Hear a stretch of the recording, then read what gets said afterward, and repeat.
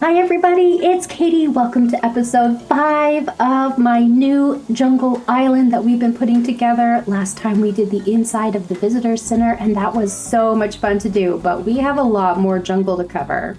I'm over on the left side of the island and there is a big huge strip of land that I want to make into a little bit of a land bridge that kind of walks across a lot of forest area. And we have this really cool new item in the game.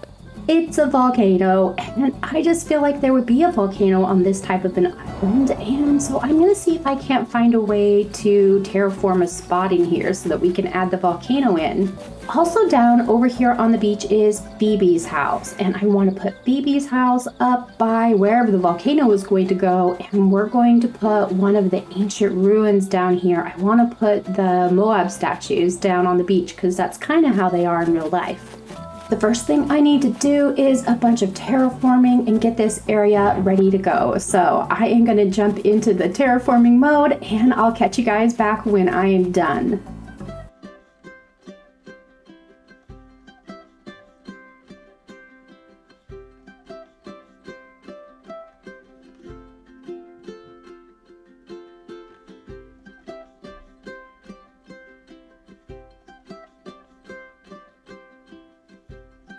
After I finished up the terraforming, it was time to work on the path. I really wanted a path that wound all the way around the area to take up as much of the space as possible. You see, it's a really thin strip of land and I wanted the path to kind of wind down and then back up again.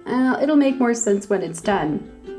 You can see I'm using the very same, just basic dirt path that I have been the whole time, and this has ended up being a really beautiful path. I highly recommend it. The pieces are super versatile and it allows me to do diagonals and little bits of path here and there that look extremely realistic and very unique because it has the extra pieces that do just a top, side, and bottom. A lot of 9-piece paths don't have that, it's just the 9. It doesn't have the added pieces to make the extra decoration, and I really have enjoyed using it. I finished all the pathing for the area. I love the way it's coming together already, but there are a few places I've dug out. I want to put some trees in, and I don't want the trees to grow up to be too big. So we're going to plant the tree. Plant the tree. After planting the sapling in the ground, I'm just going to pop over and put a little bit of a fruit tree nearby and it will keep it small. But I don't want to do that yet. We're going to let it grow up just a couple of steps so that they're small and little and then stay that way. The trees are just right. They're so cute and small and I love them at this stage. So now I am just going to come over behind it or around it just so long as it's one of the spaces that touches it, and I'm going to plant a fruit. And that's it. The one little fruit tree will mean that that tree stays cute and small forever. Just a couple more little fruit trees and we'll be all set. You can also tuck them behind too, but I'm not worried about them showing on this island because I want lots of greenery everywhere. As I continued with the build, I didn't really go in a very specific order. Usually I do the path and then I do a particular decoration, the trees, all at the same time. For some reason on this build, I went through and just sort of did areas and then I jump around and my brain was all over the place. So you'll notice that in the speed build, things are a little bit crazy, and that is so appropriate for what I'm doing because what I'm really trying to achieve is the busiest, craziest looking jungle ever. Most of the island, of course, is a jungle, but for this little patch, particularly the spot I'm standing in right now, I'm putting in a lot of these other tree items because I want it to be nothing but treetops, just massively full. The game doesn't let us overlap items at all, other than the custom patterns that are on the ground. I have to put items very specifically so that they fit and are a little bit covered up and, just a little bit of a Mod Podge of things. I definitely wouldn't be capable of doing this step if I didn't have some of the trees planted as saplings. So if you're ever trying to get a lot of things pushed in together, that's definitely the way to do it. I have also reserved the green mushroom. I just think that the green mushrooms here are a really unique, busy, full, interesting way to make the forest on this side of the island a little bit special.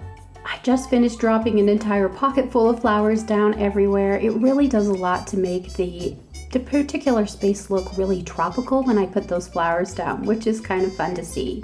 Also, up here where the water is all divided up and a little bit of a swampy marshland, I'm using a lot of the green tone wheatgrass, and I want it to look a lot like reeds in the water among the flamingos. The area isn't going to look like this when it's done because a lot of the trees aren't grown yet, so it's easy for me to pop in and put just a few really cool, unique bug models here and there. And after I do that, I start working on one of the ruins, and that is the Moab statues that I'm putting down over here on the beach. That particular kind of statue is mostly in a beach island area, so I thought it would be fun to put it down there. And once that was done, I got to work on the actual little land bridge, just putting in some fencing here and there. To make the beach look a little bit more like a tourist area, I expanded the path down a little bit further, and I decided to add in the rope fencing. Again, this isn't meant to be an actual ruin, it's the ruins that have been taken over by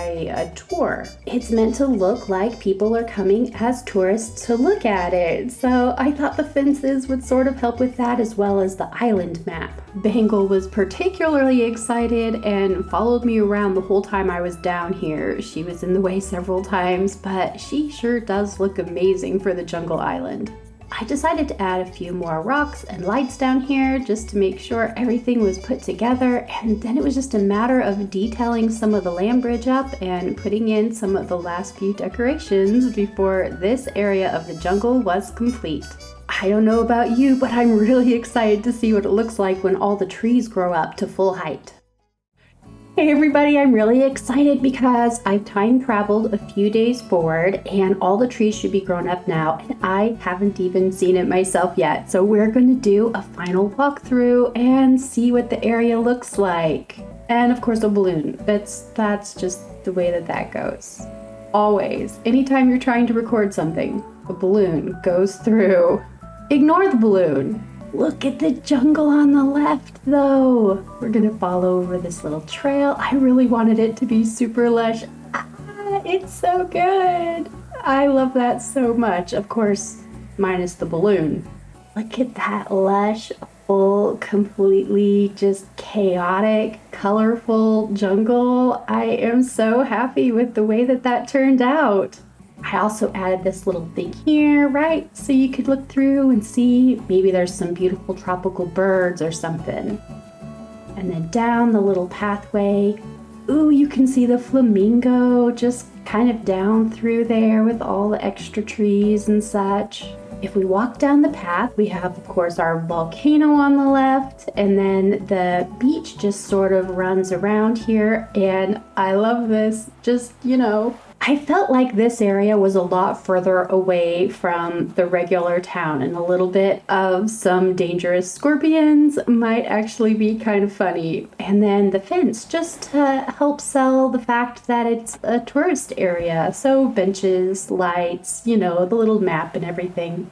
I love the way that these statues are tucked in and out of the palm trees now. It just makes it look like they've been there a lot longer, which is super fun. And then more of the flamingos up here. Don't the flamingos look so fun? Unlike almost everything else in the game, I feel like the flamingos look like they are real, like they're an animal that's part of life and helps sell the fact that it's a wild area.